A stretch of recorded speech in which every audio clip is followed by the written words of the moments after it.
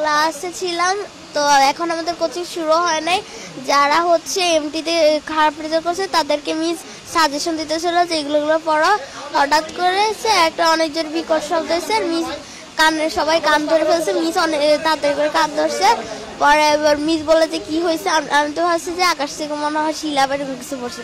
পরে আমরা যখন বেরোইছি দেখি যে যেখান দিয়ে আমরা সিঁড়ি দিয়ে ক্লাসে উঠি সেই সিঁড়ির জায়গাটা পুরোটা পুড়ে গেছে। আর সিঁড়ির ওই পাশে কিছু 7-8-এর ছেলেমেয়েরা পড়তো, ওদের ইয়েটা পুরো পুড়ে গেছে, সিঁড়ির সাইড পুরো পড়ে গেছে।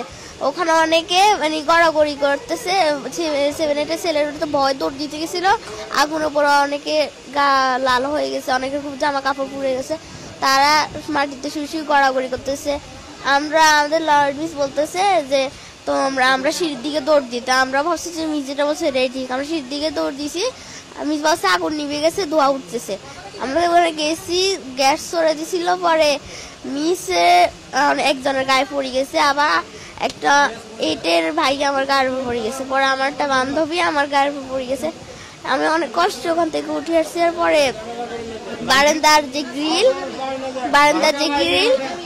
কিছু ফায়ার সার্ভিসের লোক আসছে, তারপর কিছু আর্মি লোক আসছে, এসে ওরা গ্রিল ভাঙছে।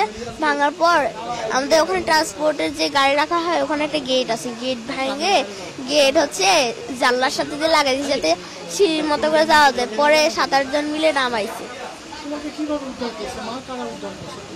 কিছু আর্মি লোক মানে চারপাশে ছিল, আমাকে আস্তে আস্তে করে নামাইছে। পরে যখন নামছি আমাকে দ্রুত করে কোলে করে নিয়ে গেছে, পরে রিক্সায় করে লুবানায় নিয়ে আসছে। হ্যাঁ, আমি বাইজিৎকে দেখছি, আলবিরাকে দেখছি, মেহরিনকে দেখছি, তাসমিয়াকে দেখছি, আর তোরসার পুরো গা পুড়ে গেছে।